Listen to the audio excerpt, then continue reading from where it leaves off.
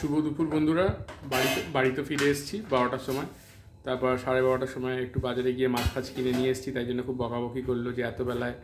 আজকে তো বললাম যে বড় বৌদি সব খাবার দিয়ে দিয়েছে। অ্যাকচুয়ালি বড় বৌদি সব রান্না করে খাবার দিয়ে দিয়েছে, পোস্ত ফোস্ত ডাল সব কিছু দিয়ে দিয়েছে। ওই জন্য বউ বলেছিল আজকে কিছু না আনতে, কিন্তু আমি বাজার না গেলে না খুব মনটা খারাপ লাগে, কদিন যেতে পারিনি তো। দেখলাম একটু সস্তা পেলাম, নিয়ে নিয়েছি সব।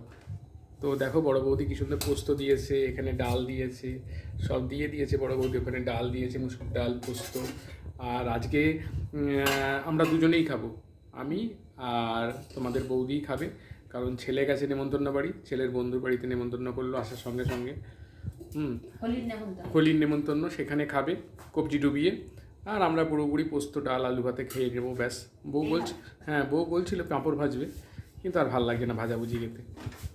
এমনি বড় বৌদি এই কদিনে এত কিছু খাইয়েছে না বন্ধুরা, আপনারা তো দেখেছেন। আমার পেটে একদম, তো কি করব, এবার খেতে বসে যাই। আলু পোস্ত ডাল দিয়ে খেয়ে নিয়ে একটু শোবো। তারপর আবার বিকাল থেকে কাজ শুরু হবে। ঠিক আছে, আবার খাবার টেবিলে বসে দেখাবো কেমন করে খাচ্ছি। সঙ্গে থাকুন, সাথে থাকুন। এই যে হ্যাঁ, ভাতে ছড়িয়ে দাও, ভাতে ছড়িয়ে দিলেই ভালো লাগবে। অনেকটা পোস্ত দিয়েছে, ছেলের সিট ফাঁকা, আবার রাতে খাবে। ঠিক আছে, রাতেও মনে ওখানে খাবে না। ও আবার রাত্রির বেলা স্যারের কাছে ফিস্ট, রাতেও খাবে না। ঠিক আছে, করুক, ওদেরই বয়স, আমরাও করেছি ছোটোবেলায় অনেক। এই যো বসে পড়লো বড় বৌদির সব রান্না।